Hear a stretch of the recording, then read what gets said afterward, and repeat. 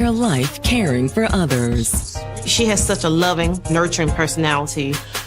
She was a very responsible young woman. She never put herself first. But she found someone who did. Let me get my purse. Okay. He makes her the center of his world. That was very positive for her. She was ready to take that next step.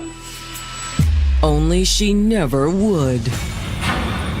She didn't show up to work. She's literally just disappeared. Give me a call. That was a red flag. They knew something wasn't right. The search for the missing woman leads nowhere. They had hit a dead end. We didn't see nothing that stood out. They aren't able to come up with a single shred of evidence. Until one phone call changes everything. They saw on Facebook that she's missing. Alarm bells are definitely going off. And his friend said, he acted funny. Why was you doing with the shovel?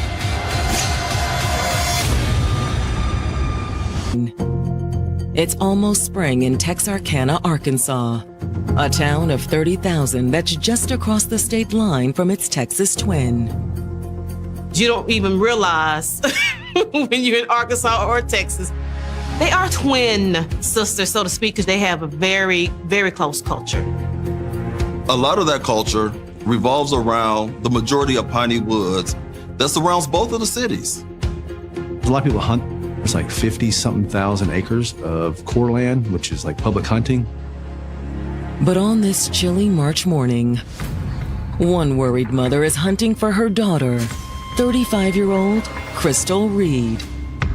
Crystal's mom is unable to find Crystal. She tries calling her and Crystal doesn't answer, which is not typical for Crystal. Crystal is usually the type that would respond to her mom right away. Her mother was immediately alarmed. Is Crystal? Leave a message. Hey, Crystal, this is Mom. When you get this message, give me a call. That mother's instinct kicked in, that something just isn't right. Unable to reach Crystal directly, her mother calls the sandwich shop where she works. Hello? Hi, sorry to bother you all, but is Crystal Reed in? No, ma'am. She's not. Okay, thank you.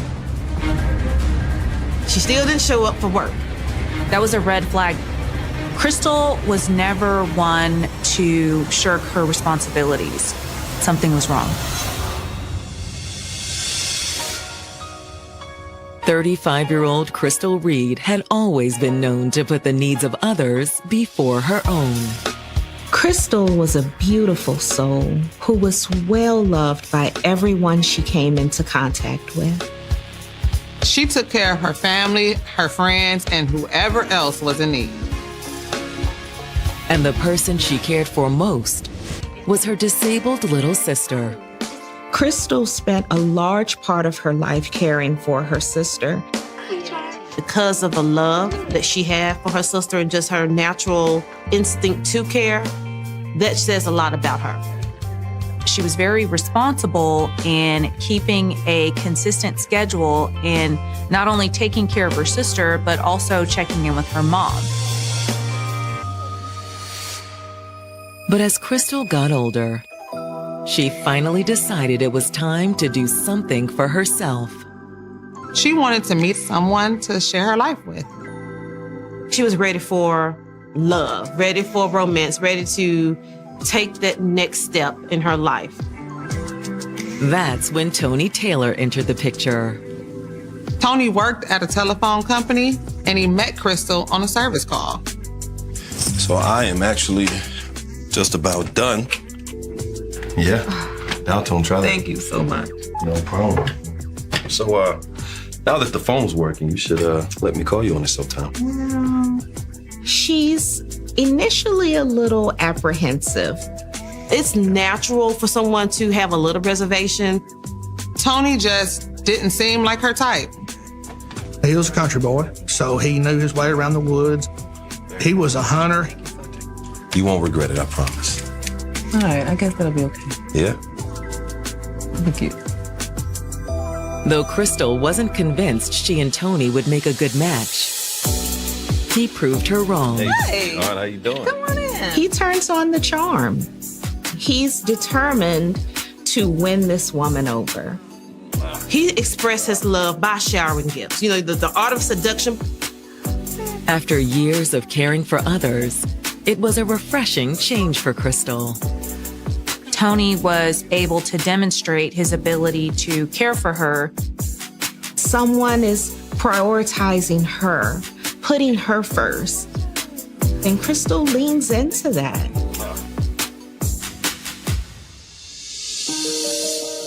Soon they were all but inseparable. She moved into Tony's apartment. Crystal really loved Tony. It sounds like marriage would be the next logical step. But now, Crystal's mother worries that something bad has happened to her daughter. Crystal hasn't shown up to places she was supposed to be. She hasn't shown up for work. And she was not answering her phone. Not to show up at all and not call, that's not the norm. She was really, really concerned. But can Crystal's boyfriend allay her fears? And trying to locate Crystal, Crystal's mom reaches out to Tony. Hello? Hey, Tony, this is Miss Reed. Have you seen or heard from Crystal? I've been calling and calling her. What Tony told Crystal's mom really caused some concern. I don't know where she is. Tony let her know that they did get into a fight. We got into a fight and she grabbed her purse. He said she stormed out of the apartment. I haven't seen her since. Others, 35-year-old Crystal Reed had finally found someone interested in taking care of her for a change. Falling in love with Tony was something that was very positive for her. He makes her the center of his world. This feels good to Crystal because for so much of her life, everyone else, namely her sister, has been the center of her world. They were building a life together and talking about marriage. But now it appears their world has fallen apart. When Crystal's mom was unable to contact her, she attempted to reach her at her new job. And when she found out that Crystal didn't show up to work, that was a red flag, and that Crystal is a no-call, no-show at a new position. It caused her mom lots of concern. And when her mom contacts Tony, he says that Crystal stormed out of the house after an argument the night before. He hadn't seen or talked to her since then. She's not answering her phone? Tony is just as shocked as Crystal's mom was that she couldn't find Crystal. You haven't called her? I figured she was still mad at me. Depending on the relationship one has and the level of the argument, people can go and cool off. So it is natural, generally speaking, for people to take time out. But now that Crystal was not answering her phone, Tony didn't seem so sure. You think something happened to her? I don't know. In situations like this, individuals will start thinking of the worst possible outcomes. After she gets off the phone with Tony, Crystal's mom makes another call to the police.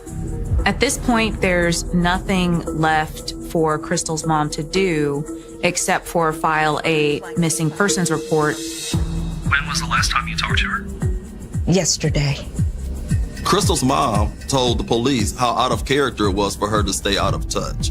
And she also told them about the argument Crystal had the night before. But the response she gets from the police isn't what she hoped for. Tomorrow. There's a lag unless it's like a hot case or a hot crime, something in motion. Officers will take a report, they'll turn it into a supervisor, and then it gets turned in basically in our system, and then it comes to CID usually the day after. A lot of times missing persons just wanted some time alone. They normally come back within a few hours or the next day. Maybe she had a flat tire and her phone died, or something came up on the schedule that she didn't know anything about. The next morning, there's still no word from Crystal. So detectives follow up with her mother. We started looking into what kind of person she was and where she might have been gone and where I'd gone to. We spent a little time with her mother. So her boyfriend hasn't heard from her? No, I talked to him this morning. I even called her job. Nobody's heard from her. It's been 2 days. After speaking with Crystal's mom, detectives pay a visit to the apartment Crystal shares with her boyfriend, Tony. Thank you for seeing us. He said he wanted to help. He was concerned for her, too. I can't believe this is happening, man. I mean, really came across that did love Crystal. If you have an argument with your loved one of the first things you do after you cool off is try to reach out to them. You make a phone call or a text, trying to make an apology or see if they're going to apologize. I mean, I've been trying to call her and she's not answering. And Crystal had never called back. He seemed really worried at this point. However, the detectives can't take Tony entirely at his word. You mind if we take a look around? Yeah, sure. He was willing for them to search it. He's like, come on, I have nothing to hide. Tony was very helpful during the investigation. Walking through the apartment, the detectives don't spot anything unusual. Didn't find anything suspicious. Thanks a lot. Thanks for your time. Take care. After the walkthrough, the detectives speak to the couple's neighbors. They had knocked on a few doors and were eventually able to speak with the woman that lived directly below them. She told police she would hear Crystal and Tony arguing fairly often. What kind of arguments? The usual stuff. Anything ever get physical? No, not that I know of. She never heard anything that would alarm her that it was physically violent or that it could possibly be dangerous. This is kind of like their norm. They fight, they make up and break up.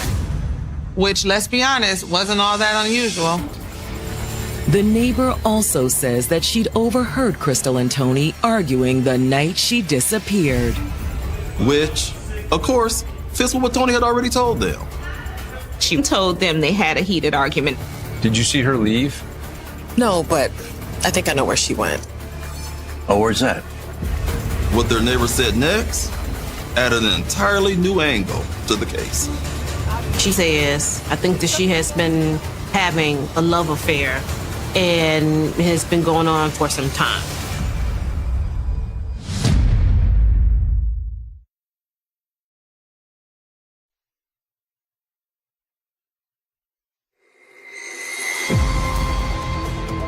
Detectives investigating Crystal Reed's disappearance suspect there may be a reason the 35-year-old didn't come home to her boyfriend, Tony Taylor.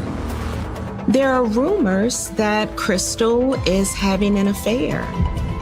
A neighbor told police officers that there was possibly another person in Crystal's life. Maybe this is where Crystal had run off to after she left Tony during that argument. Do you know the guy's name? Nah, I just heard rumors. Do you know where he lives? No. She had no information on any potential party that Crystal could have been speaking to or other place that she would have gone. It was the slimmest of leads. Hoping Crystal's family might know more, the detectives reach back out to her mother. When detectives received the tip of a possible second relationship, they have to investigate it. The police come back and they ask Crystal's mama, did you know if Crystal had an affair? An affair? Her mother was absolutely shocked by the question. Crystal's mother says that whatever the police heard has to be wrong. Mom's like, she seemed happy. She seemed joyful. She was enjoying her place in life. She had somebody she could depend on. Things were moving upward. Why would she have an affair? So she never said anything to you about seeing someone else? No, absolutely not. They had a very unique relationship. And even if she doesn't explicitly say it, I know my daughter, there would be some sign that maybe something else was going on outside of that, and there was no indications. However, Crystal's mother also admits that things weren't perfect between her daughter and Tony. For one, she didn't like the way he liked to go off into the woods alone. Tony was an avid hunter. We're talking about Texas Arcana. So, there are a lot of hunting grounds here. You have a lot of parks. And if you like to hunt, you're going to hunt. That's his pastime. That's something that he is really good at. He has several hunting leases out in the woods of Texarkana. I personally thought it was pretty good for him to get away sometime. She assumed that they were a couple who occasionally has arguments, will also take time outs and recover, and then come back together and move forward in their relationship. So her mother doubted that Crystal had been having an affair. Was Crystal keeping secrets from her mother? Or was the alleged affair nothing more than a rumor? To find out, the detectives subpoena her phone records. Police officers conduct a thorough search into her call log to look and see if there was any evidence of Crystal communicating with anybody who she could have been having an affair with. They come up empty-handed. There's nothing in this call record, these details, to suggest anything. Her regular calls were all to her family and Tony.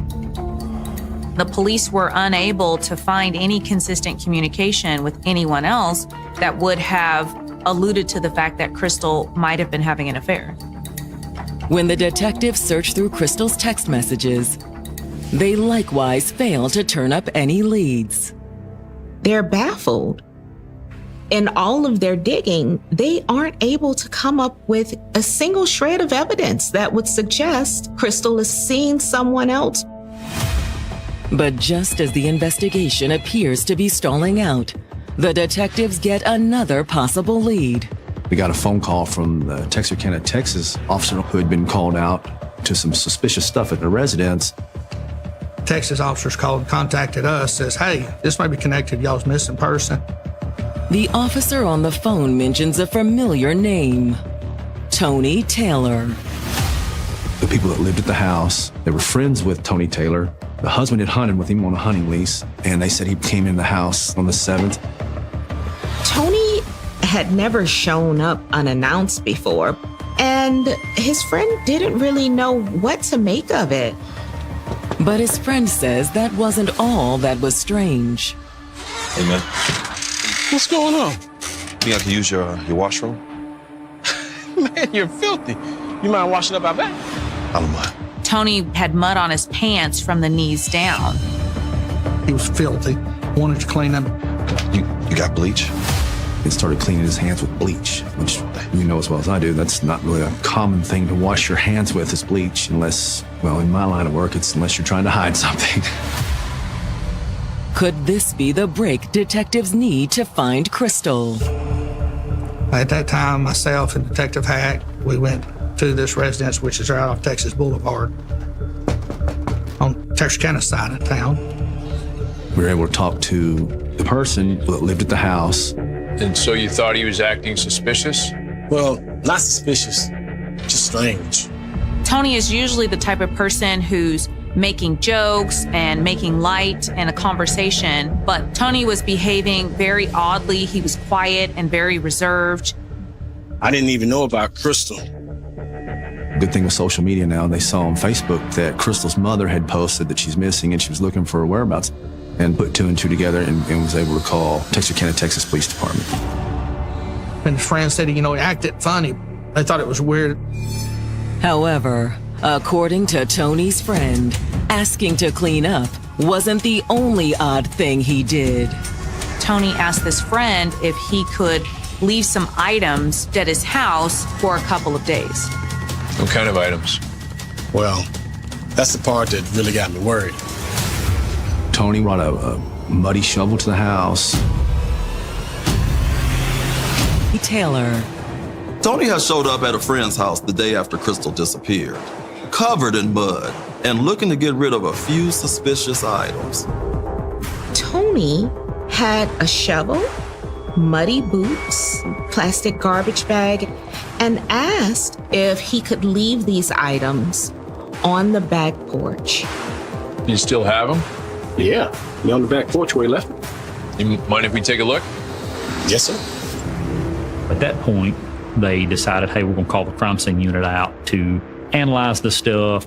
And we started processing that stuff and realized, hey, there is something to this. One of the items that was taken into evidence was a blanket that appeared to have a blood stain on it. That coupled together was just very suspicious. It seemed more like somebody was trying to cover something up. Again, taking the bleach bath, you're trying to get rid of evidence is what it sounded like. Or could it be a false alarm? We processed the items that looked like blood at the scene. We collected some on an OBTI presumptive blood test kit. And basically what it does, it tells you, hey, this is positive for blood or negative for blood. And in this case, it was not blood, but we did collect that stuff. We photographed it. They also collected the bleach bottle that Tony had used while he cleaned up.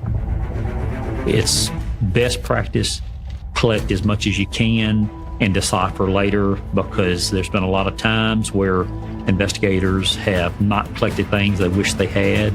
So we just try to be as methodical as we can. While the CSI work, the detectives see what else they can learn from Tony's friend. His friends seemed to be real good people, upstanding, hardworking. So he wasn't all interested in trying to cover up for someone's crime. He wasn't close to Crystal. He knew who she was, but they were better friends with Tony because of the hunting lease. They knew something wasn't right, and so they reached out and they did the right thing. And the detectives suspect they can do even more. That deer lease where you all hunt, where is that? He said Ogden, Arkansas, which is about 15, 20 miles up the road to the north of us here. Now, can you show us where it is? Yeah, okay. Oh, okay, thank you. Detective Easley really had a feeling about it. He's like, hey, show us where this is. Knowing people are creatures of habit. You're just not going to dispose of a body in an area that you don't know. He rode with us and we went out there to look at it. While the detectives head out to the hunting lease, the CSI team heads to Tony and Crystal's apartment. Got a search warrant for the apartment. While they hadn't found blood on the items Tony had left at his friend's house, their story gave detectives enough probable cause to secure a warrant. The last person that saw her alive or saw her anywhere was Tony Taylor at the apartment. We had him cleaning his hands with bleach. Tony isn't home, but the building manager lets the crime scene investigators into the apartment. We walk inside and immediately noticed it was pretty clean. Which is the same thing that detectives noticed in their brief walkthrough after Crystal's mother reported her missing. The earlier search had failed to find anything suspicious, but that doesn't deter the CSI investigators. They are doing a hardcore search. It's now more targeted. As CSI continues searching the apartment, the detectives and Tony's friend reach the hunting lease in Ogden. We get coming by a big gravel pit. Look, you can see tracks. It looked like somebody stopped there, and you can see footprints. This is a very large area, so it's probably 40 to 80 acres. So we look around there, just, statistically, they're not going to carry a body very far. She was like 5'5", maybe 120, 130 pounds. She wasn't a large woman at all. She's fairly small, but it's dead weight. So me and Detective Hack, we made a circle about 100 yards, zigzagging, looking. We didn't see nothing that stood out to us. Detectives are back at square one. They really thought they were going to find Crystal's body. Well, so much for my hunch. Yeah, I think I better get the dogs out here. That's a good idea. We called our supervisor at the time and said, hey, we're probably going to need some cadaver dogs up here. But as it turned out, the supervisors had some welcome news for the detectives. The CSI team had found something. We're processing the apartment, taking photographs of it, and at one point when we're inside the apartment, one of our crime scene investigators, one of my partners, happened to move the couch They find a big stain. This is very suspicious. We need to start digging deeper. So we've used a chemical called Blue Star, which in the presence of blood, it'll glow like a bluish color. When they sprayed the stain with the Blue Star chemical, the results were unmistakable. It tested positive for blood. The search for Crystal Reed has taken a grim turn after crime scene investigators find a suspicious stain in the apartment the missing 35-year-old shares with her boyfriend, Tony Taylor. They are able to use luminol to confirm that it was in fact blood that they found. It was a fair amount, which led us to believe there was a significant bleeding scenario that occurred there. But that was only the beginning. Hey, let's keep looking. There's got to be more. We did notice while we were processing the scene a mop, and there was appeared to be a blood stain on the handle. When they spray luminol on the mop handle, they're able to uncover blood on the mop handle as well. They were able to see that blood had been cleaned up throughout the apartment. The telltale traces of a cleanup isn't all the investigators find. We located several other items of evidential value, including credit cards, driver's license, stuff like that of Miss Reed. We knew something had happened to her. You're not going to leave with a lot of these items still at the house. At best, Crystal's in grave danger. At worst, which is looking like Crystal is indeed no longer in the land of the living. All but convinced they are dealing with a homicide, detectives issue a warrant for Tony Taylor. Based on the amount of evidence that the detectives were able to uncover, their next step was locating Tony. And it doesn't take long for the police to track him down at his ex-wife's house. He was brought down to the investigative division for an interview. He was pretty relaxed. He wasn't confrontational. And in the interrogation room, he sticks to his story. He maintains he doesn't know what happened to Crystal. When was the last time you saw Crystal? 11 o'clock. Not 11 o'clock, 11:30. And she had went out the door. He denied doing anything to Crystal. We didn't have no fight or nothing. Just argue? This time, however, Tony reveals what they'd supposedly been arguing about. She been messing with that mail.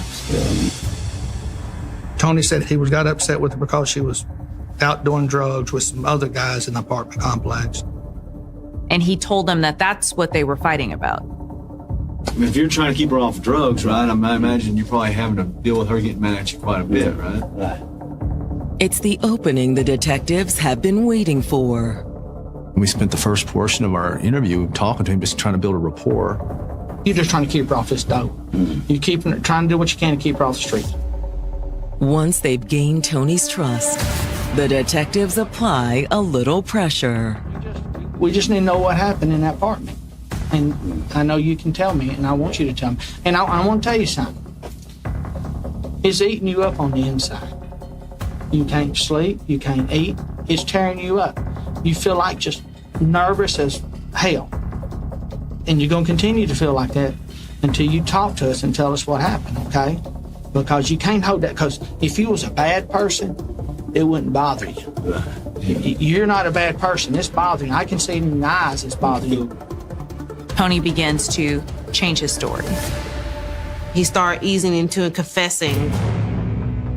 Tony begins by saying the argument that night started like most others. He was just irritated with her. Where the hell you been at? I went to buy cigarettes. You ain't buy no cigarettes, you lying. He got upset with her because he thought she was out doing drugs. But he says she was accusing him you only wanted for sex. And then, according to Tony, things got out of hand.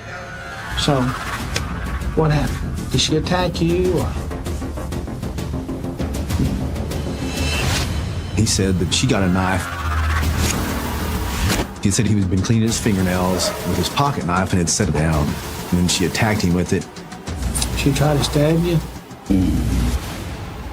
Tony says that a struggle ensued. And then at some point in time, the knife got turned around and she was stabbed. You stabbed her? Well, yeah, I whooped her around. Oh, when she had the knife and she tried to stab her? He told the detectives that he didn't mean to kill her. But that is what he'd done. Where did he stab her at? He done, I guess, the main artery. The main artery, and she bled everywhere, didn't she? Tony said he had tried to stop the bleeding. It was too much? Then, once he realized Crystal was dead, Tony made a fateful decision. He went into survivor mode and started cleaning up. Tony confessed to the detectives that he disposed of Crystal's body.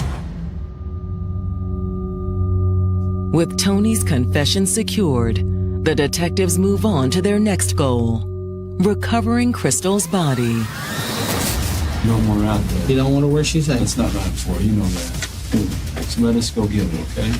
The detectives really lean on the fact that they want Crystal's mom to have closure.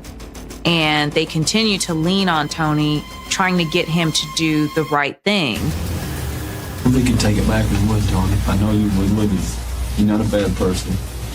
You made a mistake. Trying to help her, you made a mistake. But we can't leave her out there in this weather. Sorry. Oh, well. We know you are. We know you're sorry. We know you didn't mean for this to happen. His telltale heart was getting to him. His conscience was getting to him. He told us, and I took her out in the woods and buried her. And now, there was only one more thing the detectives needed. Would you take us up there and show us? During an argument, He claims she attacked him with a knife and she was stabbed during the struggle. Tony told detectives that it was an accident.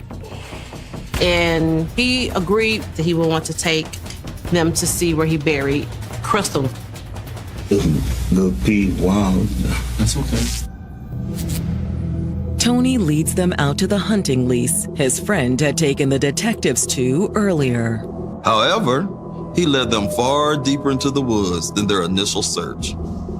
He actually toted her for over a mile through the woods. That's a long ways to go. He had to cross a fence. It was muddy. Some of the area was swampy. He had to cross a creek, a ditch, and then he couldn't go any further, so he had to cross the creek again. Although for Tony, it was familiar work. Hunting and stuff, dragging out a deer is taxing. The detectives are deep in the woods before Tony finally stops. Tony said that's where he buried Crystal. He had disguised the area, scattered leaves, and had placed a couple of small logs and limbs and stuff over the burial site. Once the police start digging, they don't stop until they're about 5 feet deep in the ground. The digging ultimately reveals a large hunting game bag.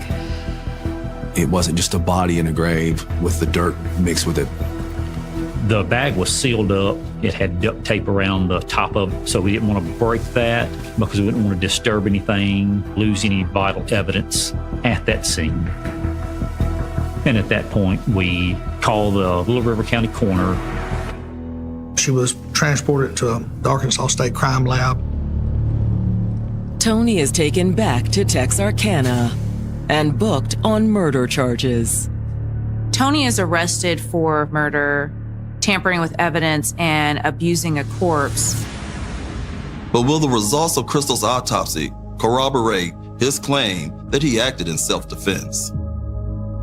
That was only one single stab wound, and she did die from that. However, that's the only part of the autopsy findings that lines up with what Tony told the detectives. The angle of her injury indicated that Crystal was actually trying to run away from her attacker when she was stabbed. Tony told detectives that they were fighting over the blade when he accidentally stabbed Crystal. However, Crystal wasn't coming at Tony. She was running away from him when she was murdered. Based on the autopsy, detectives believe Tony only told them a partial truth. Tony got upset with her because he thought she was out doing drugs with some other guys in the apartment complex. He believed that Crystal was out doing drugs and partying and was with other men. Thinking that you're being made a fool of. Thinking that someone is lying to you. Those type of things build up and they can cause a snap. Where the hell you been? I went to buy cigarettes. You lying. Why you always lying to me? And in that moment of anger, he'd lashed out.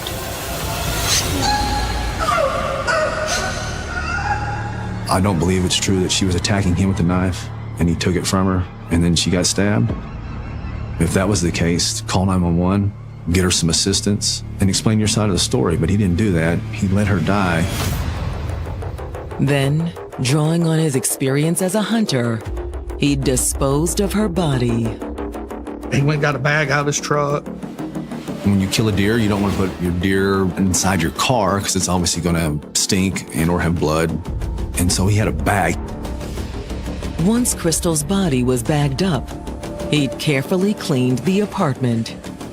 He was pretty meticulous on the disposal of the body, using bleach because he knew that it would get rid of the DNA. Then he'd driven out to the hunting lease and buried Crystal's body deep in the woods. Tony went to great lengths to try to dispose of Crystal. But along the way, Tony's plan had gone awry. On his way back to Texarkana, Crystal's mom calls and says, Tony, we need to meet up. So he well, I can't go meet her with all these dirty and bloody clothes and shovels and stuff in my truck. So he drops it off at his friend's residence. And when Tony's friends heard Crystal was missing, they called the police. Had they not reached out to us, we probably eventually would have gotten to Tony. It would have taken a long time. But Tony never stands trial for what he did to Crystal.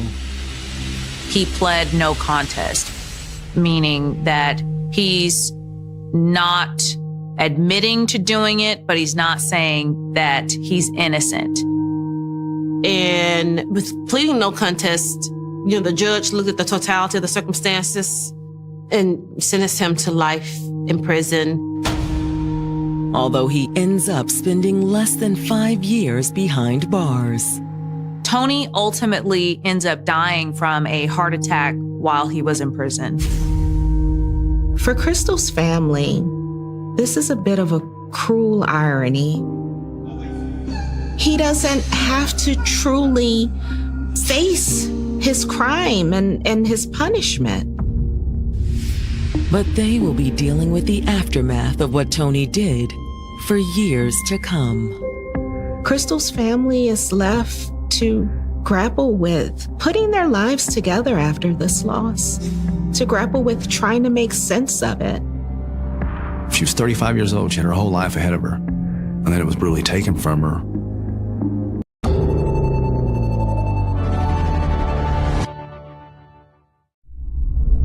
This program documents actual homicide investigations. Criminal charges are often dropped or reduced, and all suspects shown are presumed innocent unless proven guilty. Vibrant teenager, popular amongst his peers. He was a lovable young man, very sweet, Kendrick heart. And he found a deep connection with a beautiful classmate. They were just like two peas in a pod. The future was looking bright for both of them. But that promising future is cut short in a hail of bullets. He was shot multiple times all over his body. The chest, his hands, his back. The hunt for suspects will lead police on a high-speed chase. They jumped out of the vehicle and take off on foot. And a conniving plot to kill will be revealed. You really don't want to get on his bad side, like, something wrong with him. he found out she had gotten pregnant. You get a message from a pretty girl saying, hey, let's meet up, just the two of us. No teenage boy is going to turn that down. He was just at the wrong place at the wrong time. I think police are ready to feel like real. As the investigation unfolds, loyalties will be tested. He said that she snitched. Oh, so dumb. He had to run, no. And bonds will be broken. I can distinctly remember hearing one woman screaming, burn in hell, burn in hell. This was an act of rape. Clarksville, Tennessee. It's a chilly night in this historic community, about 50 miles northwest of Nashville. Clarksville is a mid-sized city, which only has about 160,000 people, and it's on the eve of the holidays. So it's bright, it's cheery. You got Christmas decoration in the yard, lights hanging from the houses.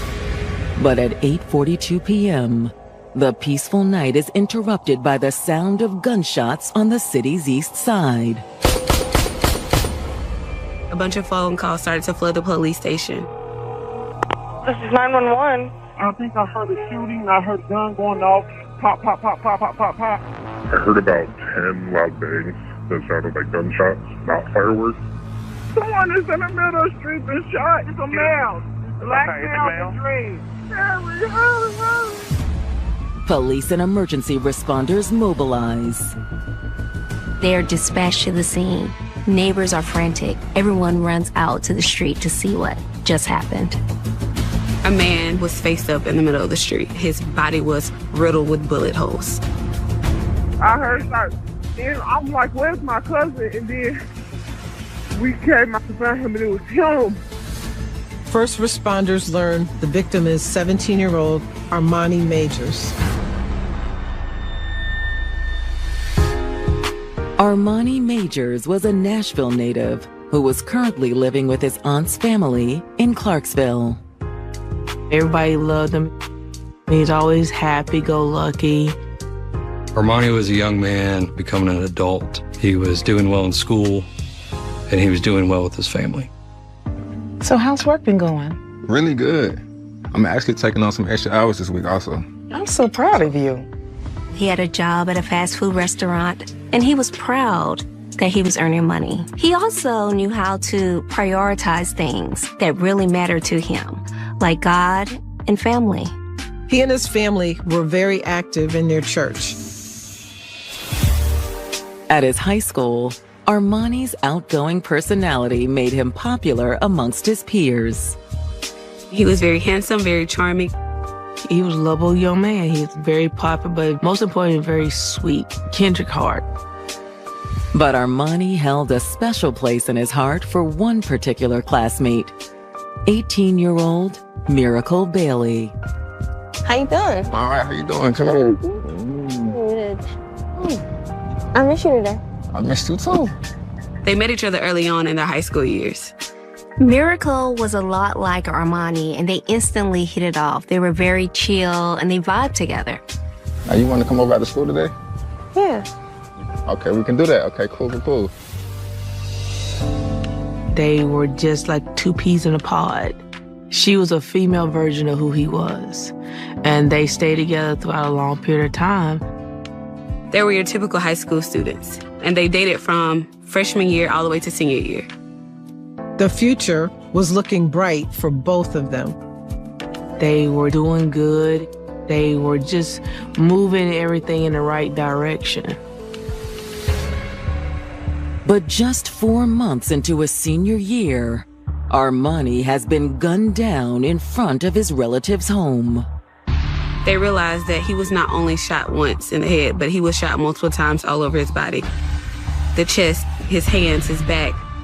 They found 14 shots in Armani's body. Armani's injuries are so severe, nothing can be done to help him. Ultimately, he succumbed to his injuries, and they could not save his life. Armani was already dead. We're gonna need homicide here immediately.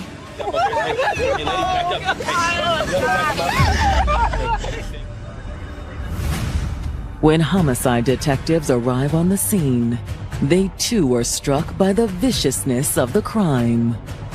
Looking at Armani, the numerous gunshot wounds in his body, the thing that stuck out about it, besides the multitude of them, would have been how dispersed they were. The one that sticks out foremost in my mind is one through one of his fingers, which is consistent with putting up his hands in front of his face because of how rapidly the assault and murder took place.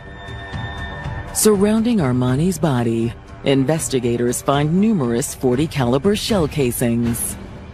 The glisten of the street lights, you could very well pick up a lot of the shell casings that are out there. But Armani doesn't appear to have been robbed.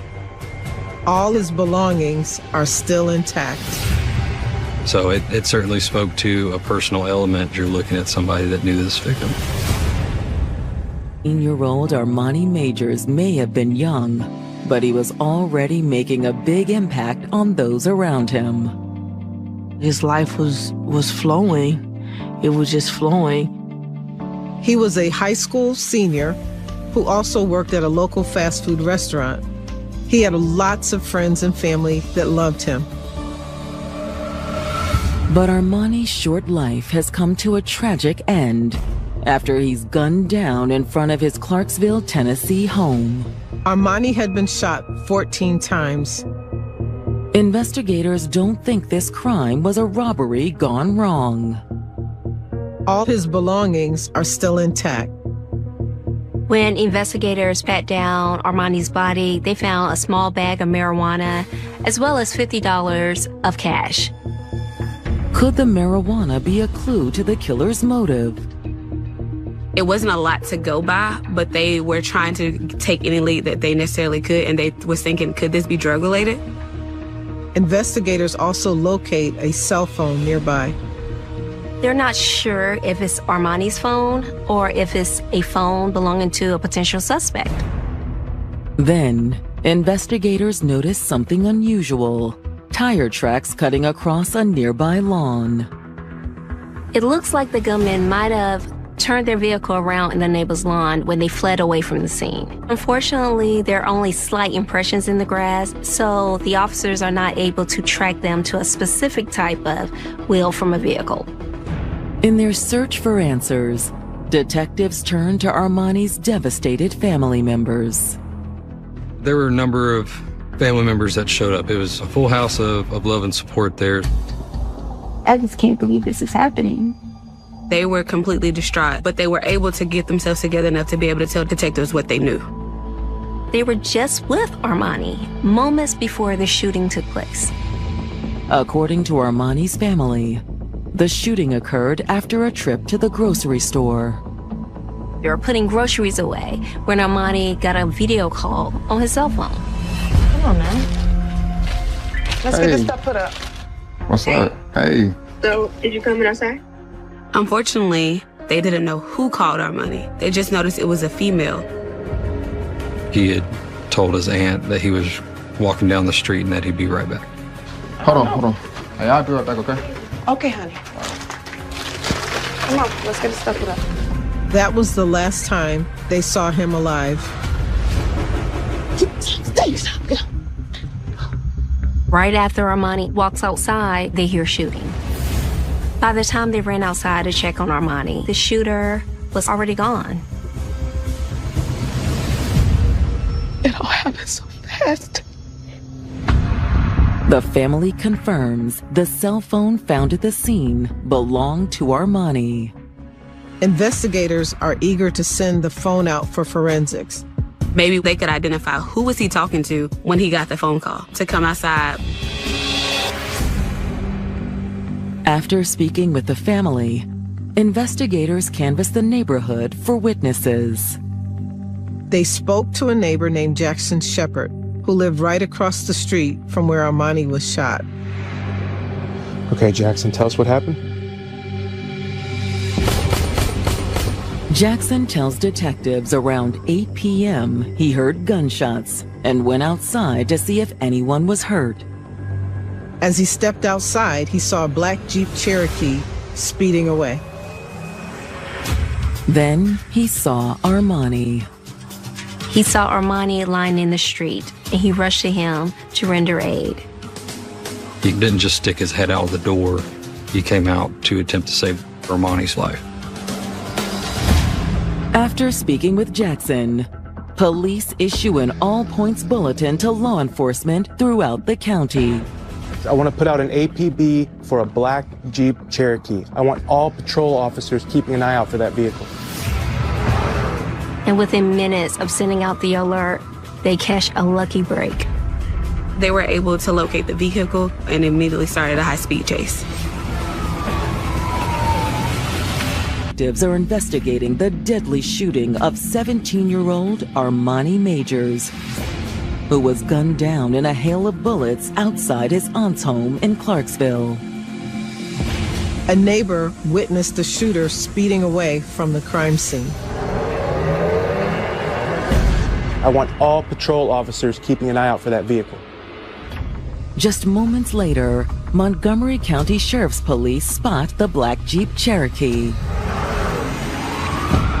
Deputies viewed that vehicle traveling at a high rate of speed not far from the crime scene. Those deputies moved forward to pursue that vehicle. And they attempt to initiate a traffic stop. However, the vehicle doesn't stop when the sirens come on. Instead, they started to pick up speed. The officers pursued the vehicle in a high-speed chase, bobbing and weaving through the heart of downtown Clarksville. Then in a residential area at Ernest Shelton Drive in Lincoln, the vehicle comes to an abrupt stop. Two suspects jumped out of the vehicle and take off on foot. The passenger of the vehicle takes off in one direction while the driver runs off in a completely different direction. Officers are forced to make a split-second decision on whom to pursue. This is common with most vehicle pursuits. When multiple people flee from the vehicle, officers are going to try and go after the driver of that vehicle on foot. Unfortunately, the passenger was able to evade capture. But the driver isn't so lucky. Stop! Eventually, they were able to corner him. Hold it right there, boy. Keep your hands up. Keep them up, keep them up, keep them up, man. Hold it. They were able to handcuff him and take him into custody.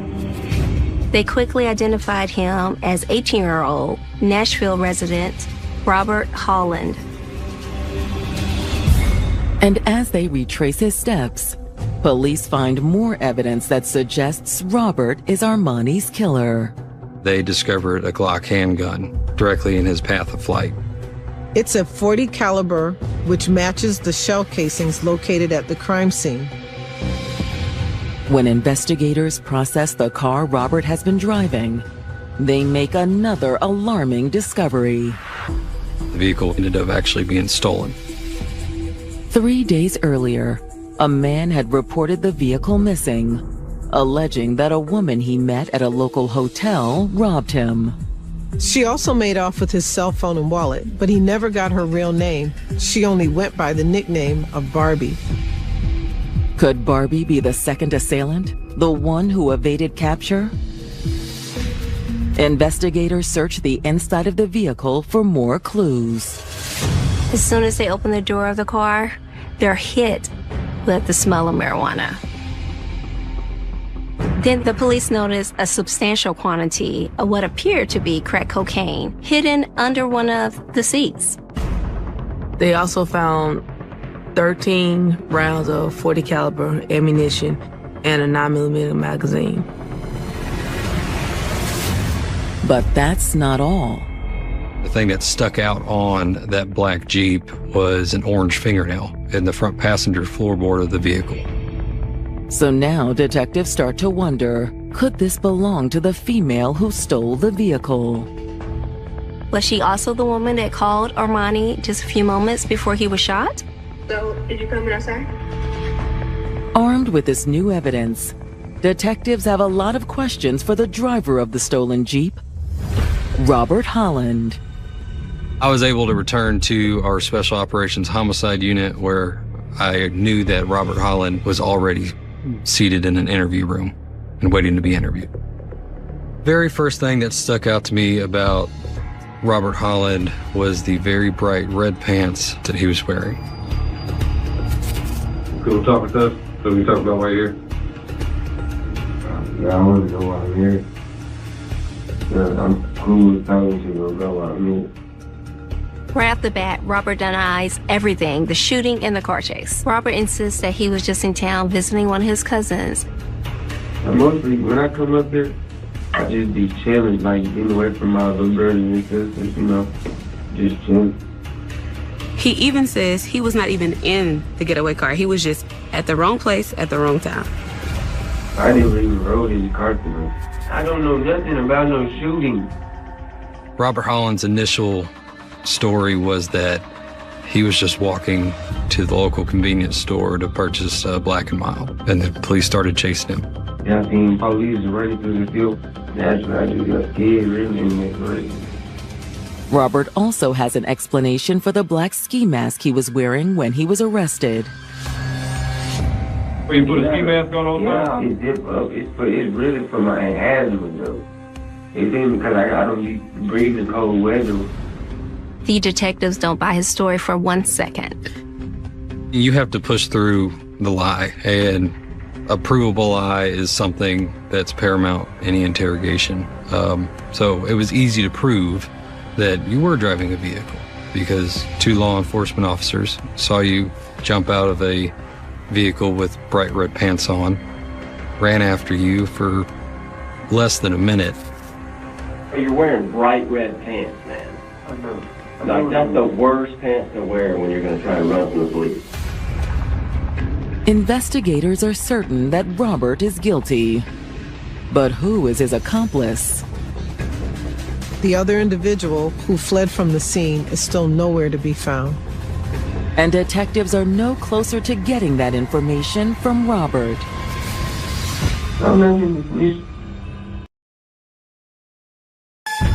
After a high-speed chase through the streets of Clarksville, Tennessee, police have a suspect in the murder of 17-year-old Armani Majors, a fellow teenager named Robert Holland.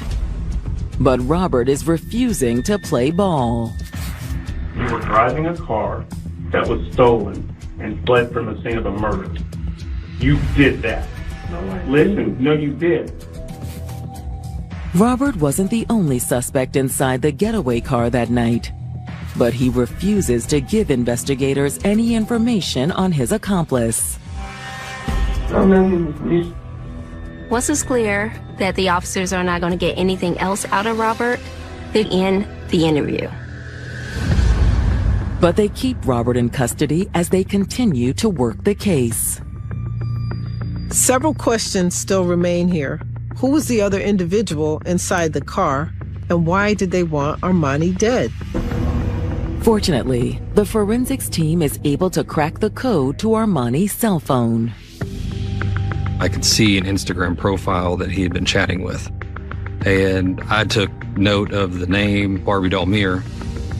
Could this be the same Barbie that stole the getaway car? They were using vanishing mode on the app, which means their messages disappear automatically after they were read. Still, Detective Hughes could see that Barbie Doll Mirror was the last person Armani was in contact with. Barbie Doll Mirror video call Armani minutes before he was killed.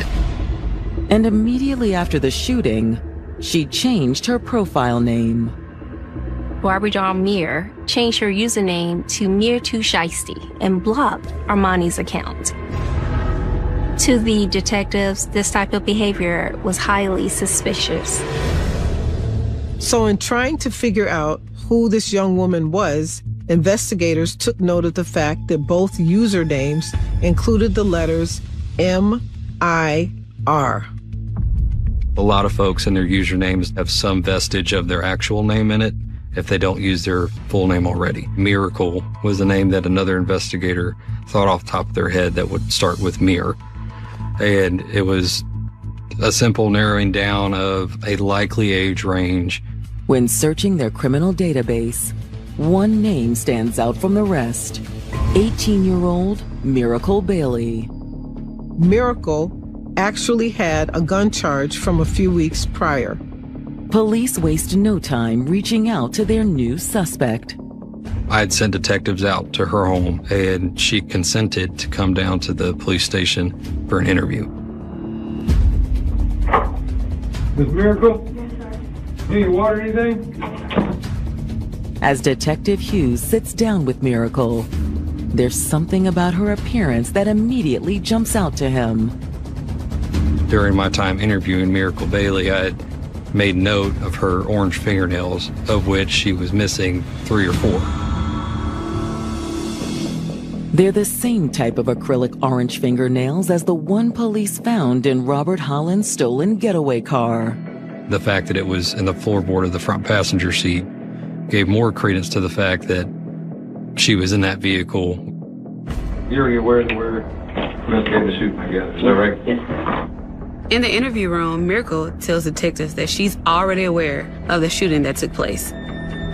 She says her sister is the one that told her the tragic news. My sister texted me and was like, K7 got shot. He was like, yeah, he died. And I'm like, what the? So, he's a K7? Mm-hmm.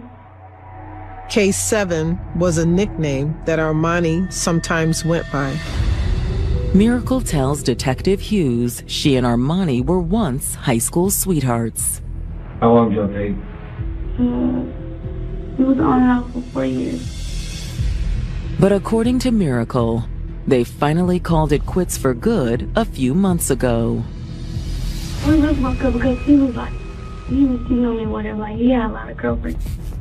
Regardless, Miracle says the two of them remained friends. We just started being cool. We were cool because we wasn't dating. She suggests that one of Armani's other ex-girlfriends may be to blame for his death. Miracle shares that what's going around on social media is that Armani was killed by his ex-girlfriend and her new boyfriend.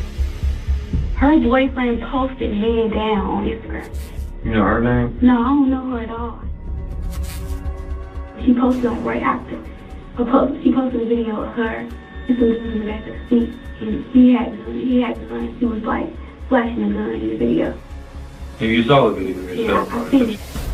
However, Miracle isn't able to provide any proof that this video exists. Detectives begin to pick apart her story.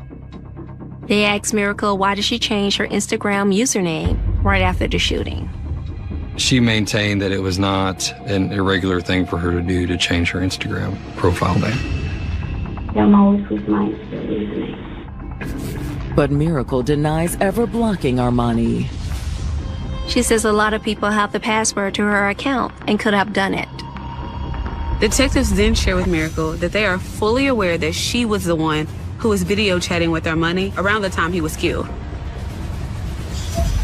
Hey. Hey. You coming outside? Miracle is like, so what? I told him good night when he hung up. I didn't hear no gunshots, no nothing. But detectives still aren't buying Miracle's version of events. Detectives begin to dial up the pressure on Miracle, and she starts to change her story. That led to some truth coming out in that interview. Still wouldn't have it. No. Like what? She admits that she knows at least one person who would want to hurt Armani. K7 had on his pregnant at all. And he hated K7's gut. He hated his gut. Hours after 17-year-old Armani Majors was gunned down in Clarksville, Tennessee, detectives are speaking with his ex-girlfriend, Miracle Bailey. Miracle denies having anything to do with Armani's murder. But she admits she does know someone who had a grudge against him. Because he's only one person I know. Like, but I don't think he's... Who? He was my, I was thinking my boyfriend, but he's not my boyfriend. And he hated, because K7 had on his pregnant at all. And he hated K7's gut. He hated his gut. Miracle's new man is no stranger to police. What's his name? They call him Rob. Little Rob, as in Robert Holland. She confirmed that Robert Holland went by that name and that he was her boyfriend. And that obviously was what connected these two individuals together.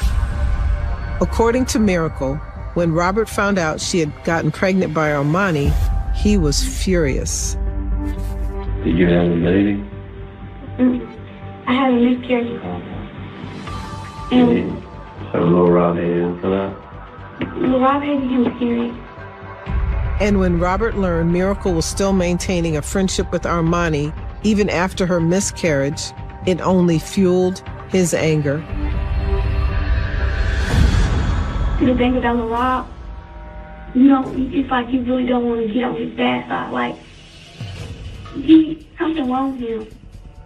But investigators think Miracle is more involved in what happened to Armani than she's letting on.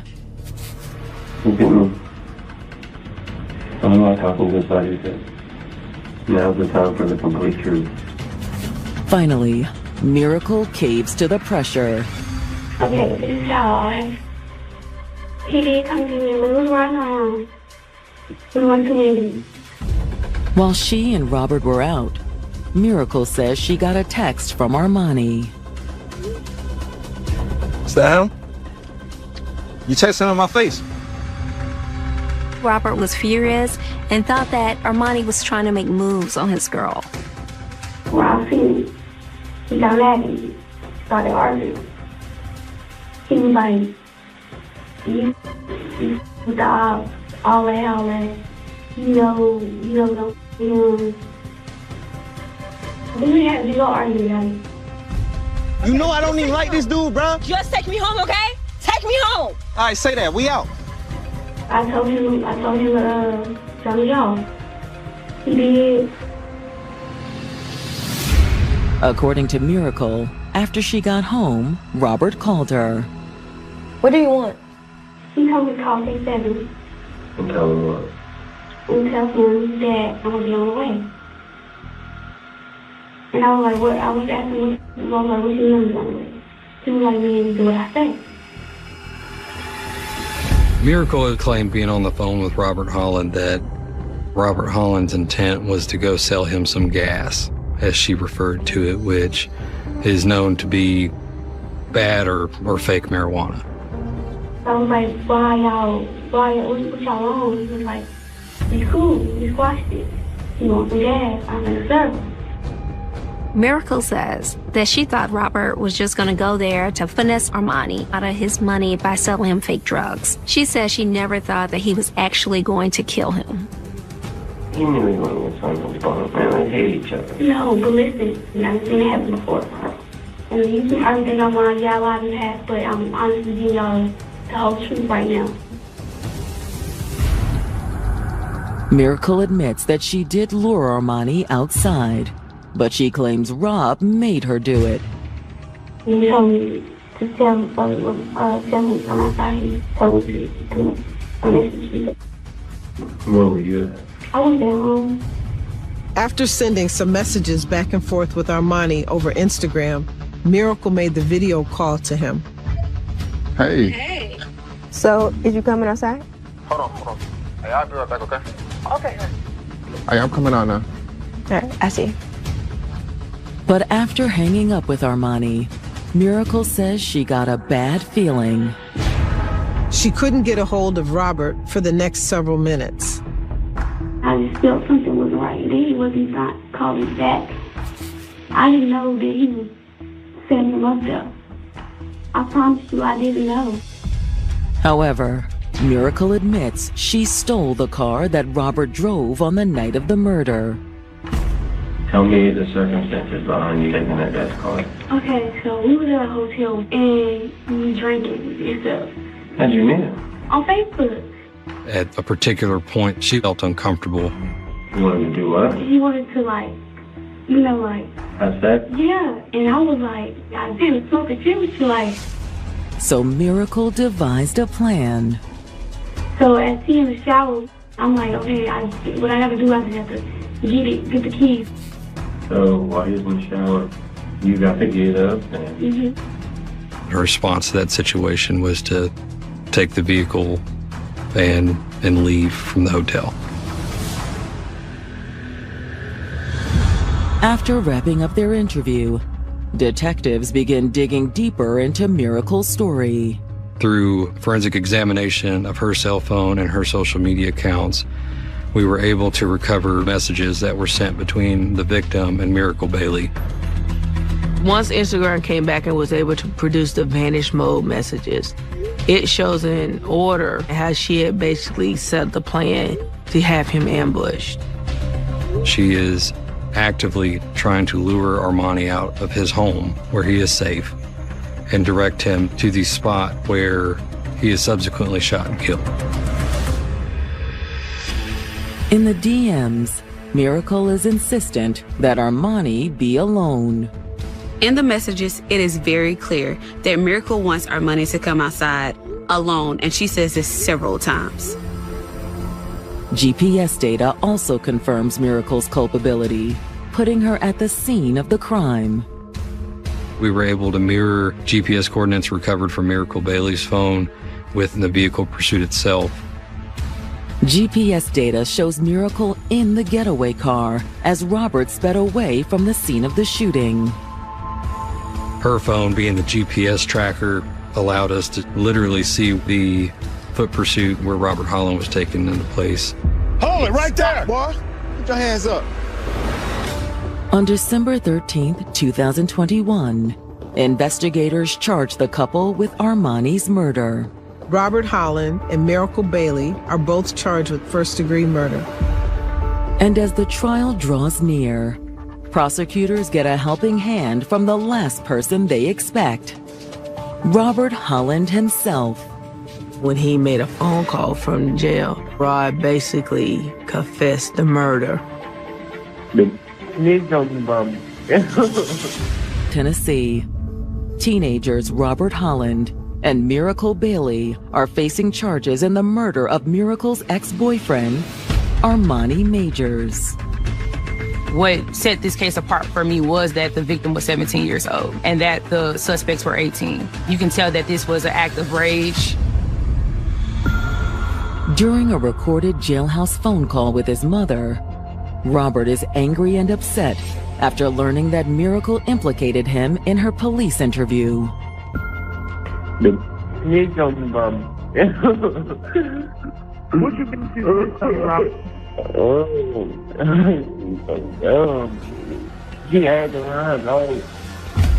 To prosecutors, this statement is a confession because he didn't say that Miracle lied on him. Instead, he said that she snitched.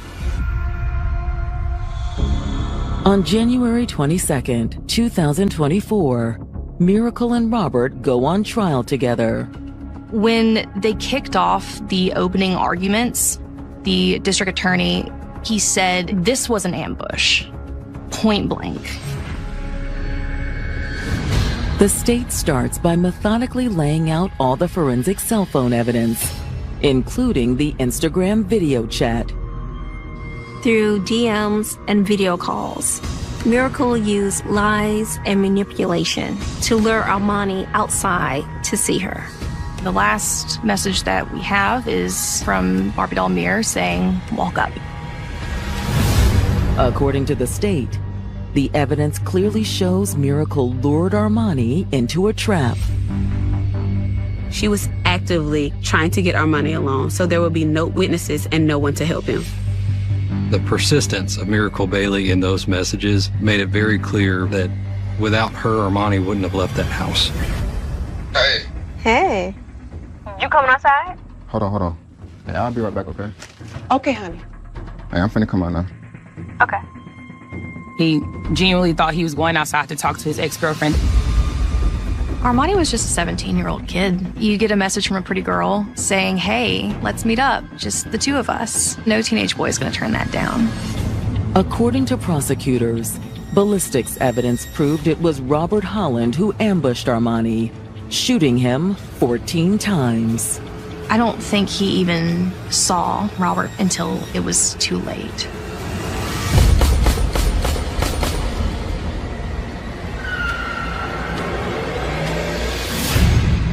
Robert Holland's gunshot residue tests come back positive, proving that he was near a firing gun the night of the homicide. Also, the shell casings came back to the firearm that was recovered from Robert Holland's path of flight. Robert Holland, he was the one that pulled the trigger. There was just no disputing it. But why did the couple kill Armani in the first place? Their motive is still unclear. Police didn't feel like they got the full truth from either suspect. Just like there's no perfect person, there is no perfect case. But going off of Miracle's statement, it's possible the motive was pure jealousy. Robert was furious when he found out that Miracle was still in contact with Armani, and together they devised a plan to lure him to his death. Regardless of how somebody came to be murdered, especially somebody as young as Armani, there's no reason for it at any time. There's no reason to lure an individual out of the safety of their home and in their life just because he talked to somebody at the wrong time. We'll never know why Miracle went along with it. Only she knows that. But there's no question in the minds of prosecutors that she was just as involved in this murder plot as Robert. After a 5-day trial, the case goes to the jury. The jurors only took 3 hours to deliberate, and it was clear who they believed. They found the defendants guilty of all charges, including first-degree murder, evading an arrest, and joyriding. They both end up being sentenced to life. Robert Holland just kind of stared blankly, just really staring at the table, not really moving. Miracle Bailey broke down crying. And likewise, the family of the defendants, they were definitely inconsolable. High emotions spill out into the hallway outside the courtroom. There is shouting and screaming. There is pushing. There is court officers diving into the mix, trying to pull people away. And I can distinctly remember hearing one woman screaming, "Burn in hell, burn in hell." And another woman screamed, "Your son and daughter put my brother in the ground." 2 life sentences does not bring back a beautiful smile and a funny young man with his whole future ahead of him. But it certainly is the least that we can do in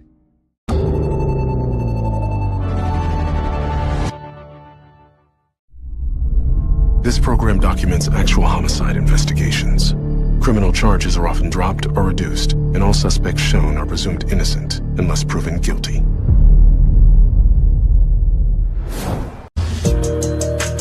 She was a single mother who'd found the man of her dreams. She really loved him. He's supportive of the children. She finally felt like she found her soulmate. But there would be no happily ever after. There's blood everywhere. There's blood on the carpet. There's blood on the wall. There's blood everywhere. She was shot 3 times. Losing such a good person so unexpectedly, just an awful experience. It's a pain that I can't put into words. The investigation will uncover a mysterious stalker. She said she was dead. Odd stuff was happening. Somebody years old, like chasing her, like following her. It was terrifying. He was obsessed with her. He had photos of her. But it's his identity that's the real shock. Why didn't you tell us? He didn't want to get hurt from it. It just spiraled out of control. And all of a sudden, The life was just taken from us. September 16th, 2018. It's late Sunday night in Jacksonville, Florida, a city that's one of America's foremost military towns. One of the largest naval air stations in the United States is located here in Jacksonville. There are about 75,000 uniformed personnel and civilian military employees in the Jacksonville area. Because military folks are always on the move to different duty stations and they get promoted and transferred, there's a lot of turnover. But some service members do put down roots. Just after midnight, Duval County 911 receives a frantic call from the normally quiet suburban home of Chief Petty Officer Andrea Washington. 911, look, we need somebody here immediately. The caller is Marvin Jefferson. He says that he and Andrea's fiance, Danny Beard, had just walked in and found her lying on the floor.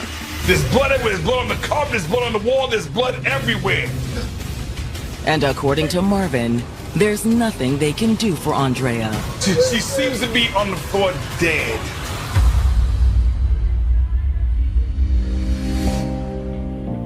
A chief petty officer in the U.S. Navy, leadership came naturally to Andrea Washington. She was the mother of 3 boys. She always wanted a girl because me and my other best friend, Tamara, we both had girls. But she needed boys because she was tough. Raising her sons as a single mom meant she was driven, too. She would make sure that those boys would get the best of everything, whatever they wanted, whatever they needed. She loved her boys. And just like any parent, they want the best for their kids, and that's just who she was. Her boys was her world.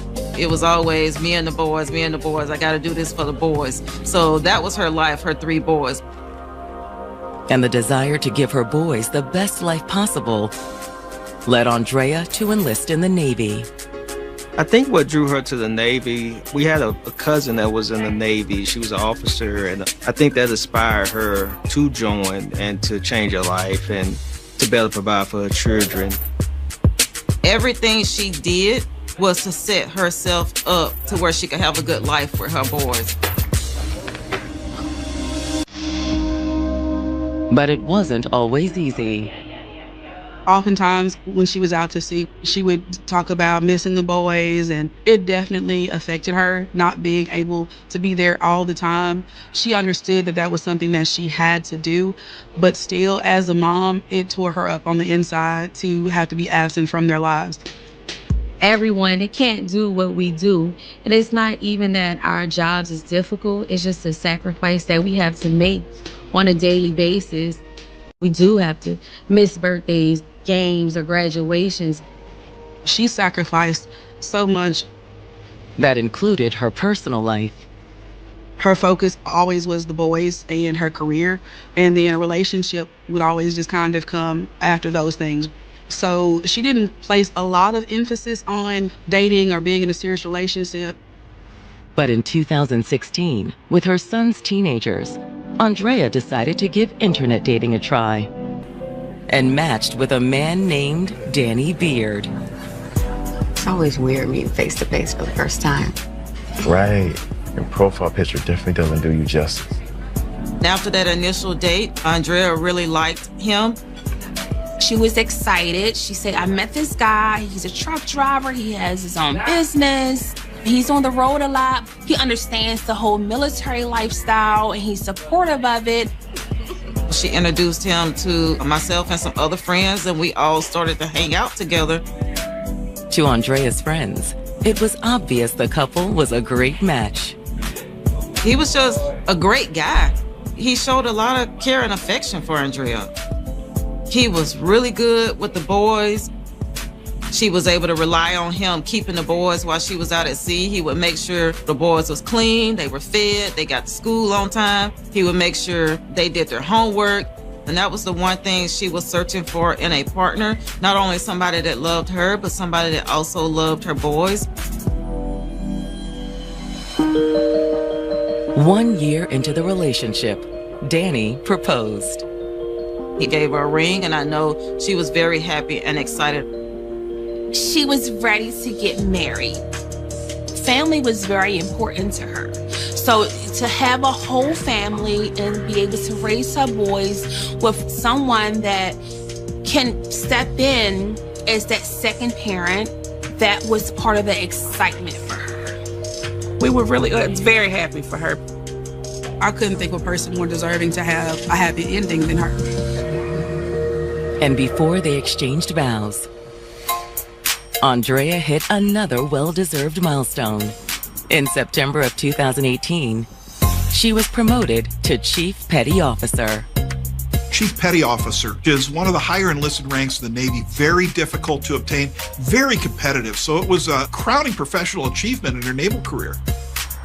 In a male-dominant profession, to rank up in that manner lets me know that she was not only passionate and ambitious, but she was respected and revered. I was able to travel down to Jacksonville and witness her get promoted. It was a great experience. I was proud of her. But now, just 48 hours after the promotion ceremony, Danny and his friend Marvin have found Andrea on the floor of her Jacksonville home. There's blood everywhere. There's blood on the carpet. There's blood on the wall. There's blood everywhere. They think she's been shot. Can we try to start CPR? No, look, she's beyond that. She's beyond that. Send someone immediately. When first responders arrive at the scene, they find Marvin and Andrea's fiance, Danny Beard, waiting outside. Danny appeared to be very broken up and distraught. But in his grief, he gives the police on the scene their first possible clue. I knew something was gonna happen. Someone's been stalking her. Newly promoted to Chief Petty Officer, Andrea Washington had it all. She was a wonderful mom. She's thriving in her career. She has the support of her boyfriend. She seemed really happy. She was living her best life. Until it all came to a sudden, shocking end. Andrea! Her fiance, Danny Beard, and his friend Marvin Jefferson found her dead in her home. They found her laying on the floor in a pool of blood. Send someone, please. We need help. Please. And when they get there, paramedics confirm that she is dead. When homicide detectives arrive on the scene, they speak briefly with Danny and Marvin outside the house. So you think someone was stalking her? Look, that's what she said. That afternoon, Danny Beard was texting her. And according to Danny, everything was fine. The kids were staying with family, so Andrea had been hanging out with her friends. But then, a little after 9 p.m., he'd received another text. Andrea told him that someone was following her. I tried calling her, but she wouldn't answer. That's when he became very concerned that something might have happened to her. It was also when he decided to go check on Andrea. He went to his friend Marvin's house first to see if he would come over with him. To see what happened, just in case. He felt like he couldn't go over there alone. But now, he wonders if he had made the right choice. I should have got here sooner. While uniformed officers transport Danny and Marvin to the station for formal statements, detectives conduct a walkthrough of the crime scene. The crime scene itself was in good condition. Her home was well kept. But in the kitchen, detectives found clear evidence of a struggle. Where the kitchen enters into the master bedroom, there was a broken wine bottle, scattered glass throughout the floor. Andrea's body is only a few feet away. Andrea Washington was found in the threshold of her bedroom. She's been shot multiple times, including at least once in the head. At the scene, there were 3 live rounds, as well as 3 shell casings. The empty casings and live rounds are all .25 caliber. With smaller calibers, sometimes the ammunition may be a little bit less reliable, so the round may not fire, and you can cycle the weapon and it ejects a live round, so it may have been a misfire. Then, looking around the room, detectives quickly realize something is missing. Andrea's phone is not anywhere in the house, indicating that the killer must have taken it with them. One of the first things that investigators look for is a victim's cell phone, because that contains a whole lot of clues. They aren't without any clues, however. There was a ball cap sitting on the couch, and that seemed to be out of place. They thought the killer had likely left the baseball cap. Despite that, there are also signs that Andrea's killer tried to cover their tracks. She had an ADT home security system. But somebody had removed a lot of the components of that system.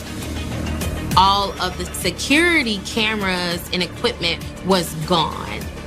That told investigators that it was somebody that knew about the security system. After completing their walkthrough of the crime scene, the detectives conduct a brief canvass of the surrounding homes. But none of the neighbors reported hearing or seeing anything unusual that night. We had no eyewitnesses.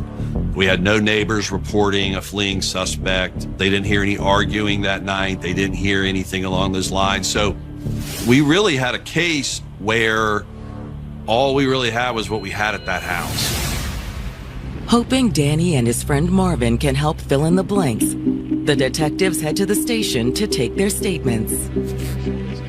Detectives sit down with Marvin first, since he made the initial 911 call. They started by asking how he knew Andrea and Danny. Well, I met Danny through Andrea, so it's only been over a year, but probably less than 2. Gotcha. How did you know Andrea? We worked together on the ship. Like Andrea, Marvin was also in the Navy. Next, the questions turn to Andrea and Danny's relationship. Are they good? They're not good? Marvin said that relationship between Danny and Andrea was rocky. There was constant ups and downs, challenges. I done played the middleman in their relationship the whole time. And according to Marvin, Andrea and Danny had recently split up. I suggested it. Because they arguing so much, I just need to give up on each other and leave it alone. They stopped seeing each other shortly before she was discovered deceased. Well, it was, Danny just would, she wanted him out. But it was why Andrea really wanted Danny out that raised the red flags for detectives. She had been telling me that he abused her. And Marvin Jefferson has revealed to the detectives investigating her murder that Andrea and her fiancé Danny Beard had recently broken up.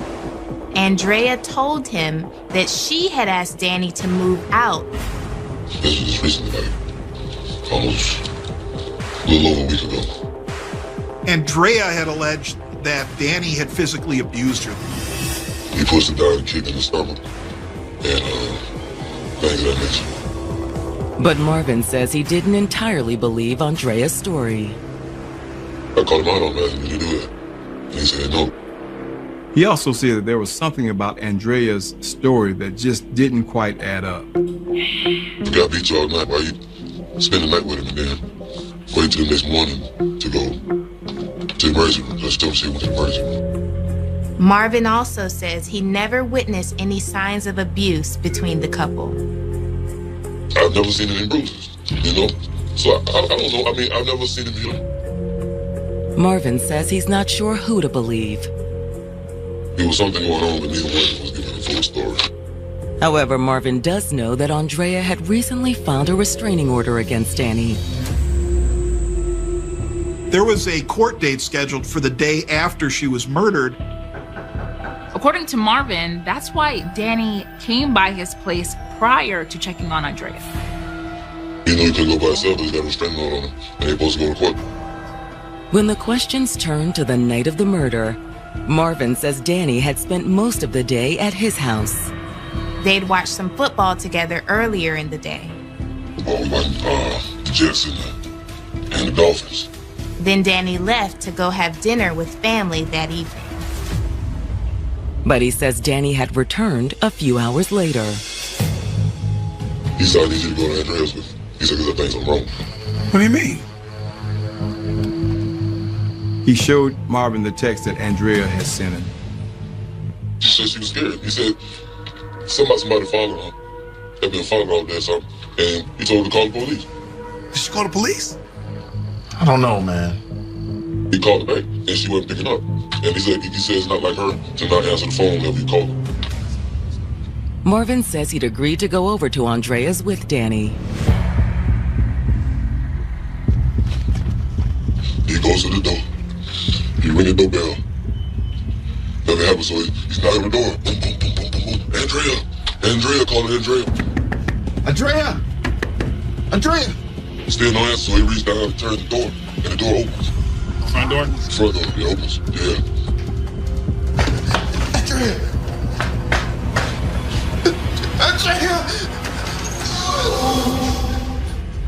As soon as he turned on the lights, he saw her laying on the floor, covered in blood. He saw it, and he stopped, he turned around, like, oh, no, it failed.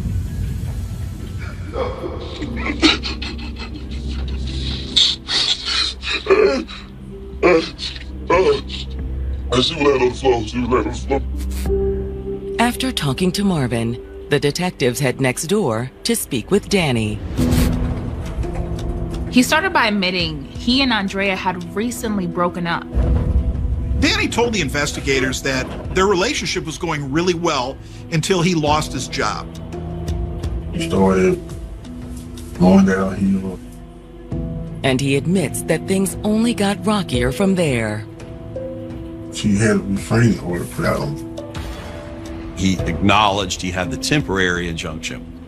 Was it just hands, or was there any kind of any other allegation that you threatened her or anything like that? Yeah, she told him I threatened him. I threatened her. I did this. I did that. But he denied doing any of it. He also says that Andrea paid little mind to the restraining order. You guys still continue to talk? Danny had said even after the restraining order was issued, Andrea would often come over to his house. I guess he didn't think the restraining order was for her too. Right. When the questions turn to that day, Danny's story mirrors Marvin's. Like Marvin had already told them, Danny said the two of them had watched football that afternoon. He had been chatting with Andrea on and off via text message. And then he spent some time with his mom and sisters that evening. While he was there, he'd gotten another text from Andrea. This time about their pending court date. She told me, well, I'm sorry about everything. I know you didn't push me. I know you didn't do this. I know you didn't do that. She said, I'm still in love with you. She said, I just wanted you out of the house. That's why she did all this stuff. Danny was under the impression that Andrea was going to go to court with him and actually push to have the restraining order lifted. But according to Danny, at around 9 that night, the tenor of Andrea's texts had suddenly changed. She said, Danny, please help. Andrea had told him that she was scared. Like, what's wrong? She's like, yo, somebody is like chasing, like following her. Somebody named T. According to Andrea Washington's former fiancé, Danny Beard, she'd reached out to him shortly before her murder with some terrifying news. Danny said he had received a text from Andrea that there was a guy named T who was following her. Do you know who T is? I don't know who he is. So she texted me, she's like, I need your help. I'm telling her I cannot come over there. With the restraining order in place, he couldn't go to Andrea's house alone. I can come to her house if someone is with me. Which is why he had gone to Marvin's first before heading to Andrea's. I showed him this. I said, I need to go to Andrea to see what's wrong. From Marvin's, they'd rushed over to Andrea's. When you got there, did you go right in, or what was your... The door was open. Okay. Which wasn't quite what Marvin told the detectives. You say it's open, was it unlocked or was it ajar? Well, it's unlocked. Andrea don't never leave the door unlocked. Andrea! But by the time they got there, it was too late. No! I don't know what happened to her. I don't know if I don't know if I could or what. Don't touch him, man. Don't touch him. Marvin was cautioned, hey, be careful, don't move anything. Before she told me not to touch that, I already got over her. Hold her. Danny said when he saw her, he immediately went over and wrapped her up in his arms. At the end of the interview, Danny lets the detectives look over his phone. I appreciate that because that helps us. Sure enough, there's a message where Andrea says she is scared that someone is following her. I just want to know who did this. Danny also suggests that the detectives talk to Andrea's friend, Delana Rhodes. According to Danny, Andrea had spent the afternoon before the murder with Delana. They said they went to Boston's restaurant. He thought that Lena might know a little bit more about this guy named T, who supposedly was following Andrea. After talking to Danny, the detectives contact Andrea's friend, Delana, who was also a veteran of the armed forces. I was a cop in the Air Force, and I didn't know a lot of Navy military members until Andrea came into my life. When Delana comes in for an interview, she confirms that she'd been hanging out with Andrea on the afternoon of the murder. She and I had talked the day before about hanging out that day, and I kept my word. I had a very busy job at that time, and sometimes I wouldn't be able to follow through and come when I said I was. But that particular day, something just told me, D, make sure you go and spend the time with Andrea. The women ran a couple of errands, did some shopping. They had dinner, they had a beer or two. We went to a restaurant, and she was a Texas Houston's fan, so we went to watch the football game. And while we were watching the football game, she and I shared girl talk, about different things. What kind of things? Well, mostly Danny. She had court the next day. We kind of talked about that. Then, at around 7 o'clock, she'd driven Andrea home. Walked her up to the door, and we kind of hugged each other, saying, hey, I love you. Good luck at court tomorrow. That was the last time I heard from Andrea. She didn't say anything about someone following her? No, why would she? Danny had said that she had texted him about it. He's lying. Delana said there was definitely no indication that anybody was following her. If someone had been following Andrea, Delana says she wouldn't call Danny for help. Andrea knew I was law enforcement my whole military career.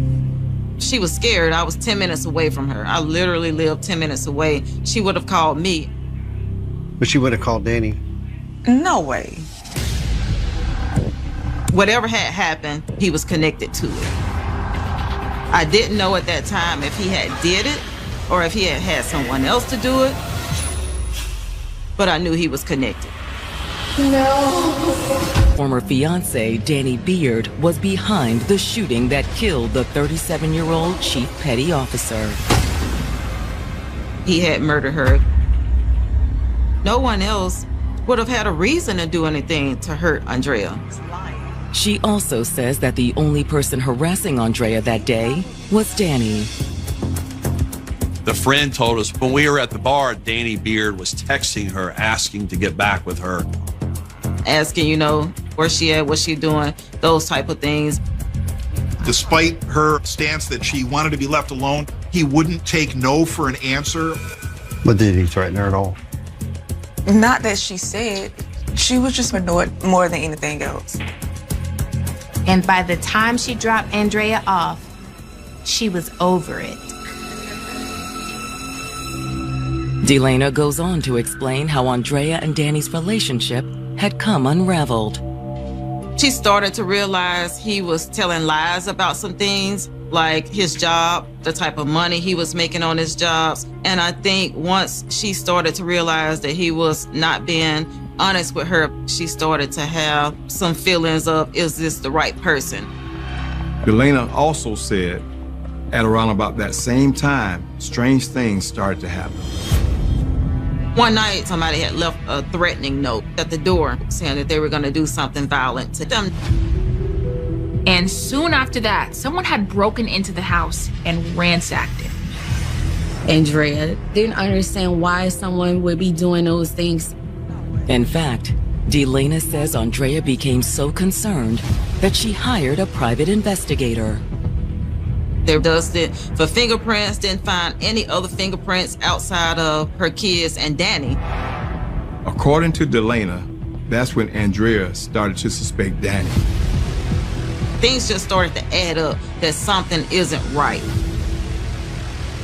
Nonetheless, Delana says it wasn't a deal breaker for Andrea. Andrea wanted to continue a relationship with him. She had never been married before, and she wanted to be married.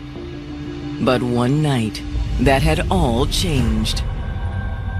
Andrea called me and told me he had been violent toward her. He had pushed her and kicked her in the stomach, threatened to kill her. I was like, Andrea, any man that kicks you doesn't love you. And that's when she started to realize that, yeah, this isn't love. She'd taken out the restraining order soon after the incident. She decided, like, I can't go any further with this person because I can't not only have this around me, I can't have this around my boys. Based on what Delana tells them, the detectives now suspect Danny fabricated the whole story about the stalker. She created skepticism about the text message exchange. If he took Andrea's phone, he could have sent those texts to himself. The breakup and the restraining order certainly gave him a motive. He was served with an injunction on September 12th of 2018. This murder occurred in the evening hours of September 16th of 2018, one night prior to when the final injunction hearing was to take place. No. Domestic violence is about control and asserting dominance.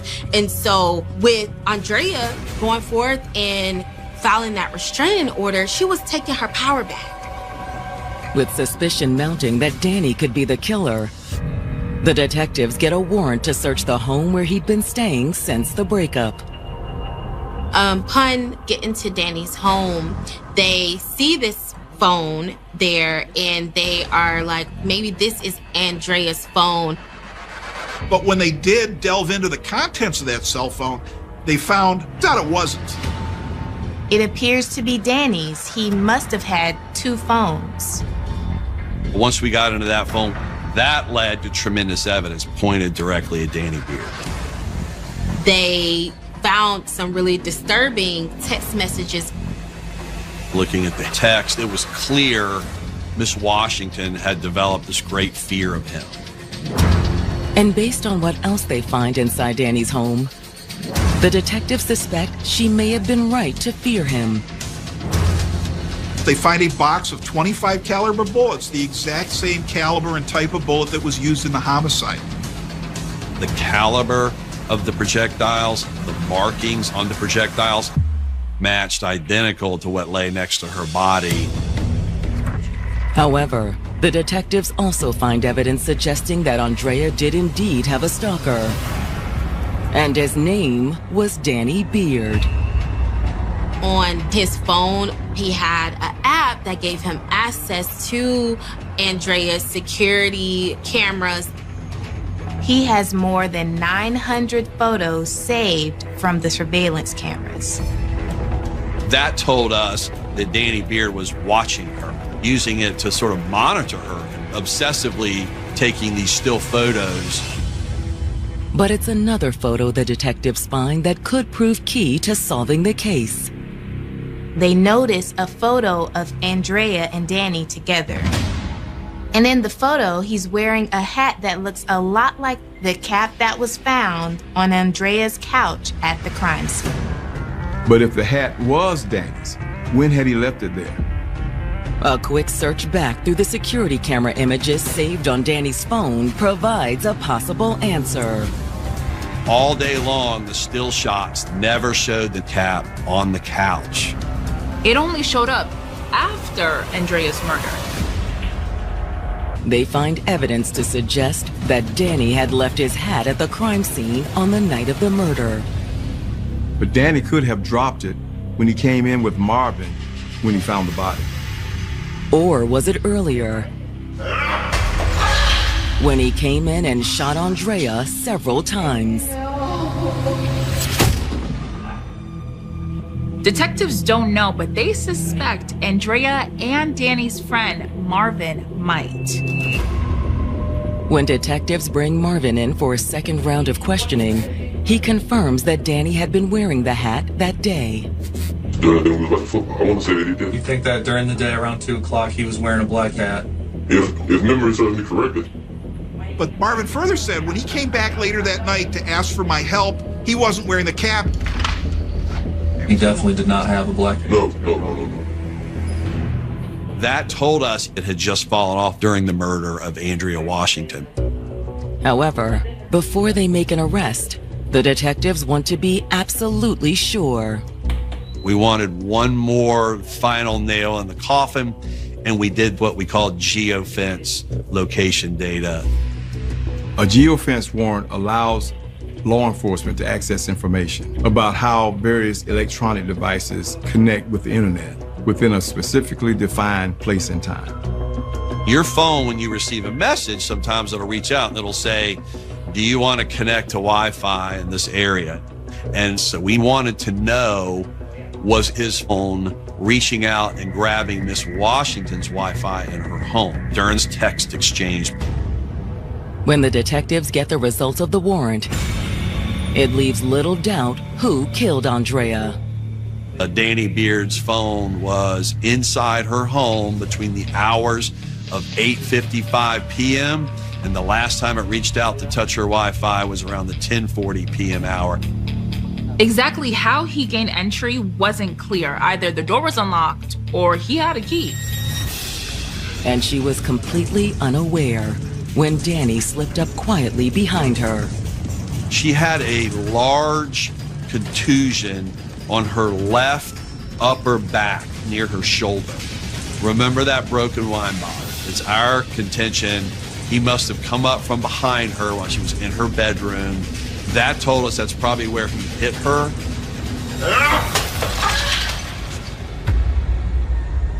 She started to flee out of the bedroom, and he shot her. She dropped after the first gunshot. Then, Danny crossed to where she lay bleeding in the doorway. Daddy, no.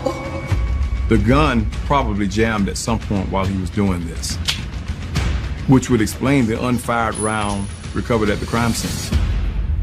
He shot her twice more in the head. Once Andrea was dead, Danny had carried out the rest of his plan.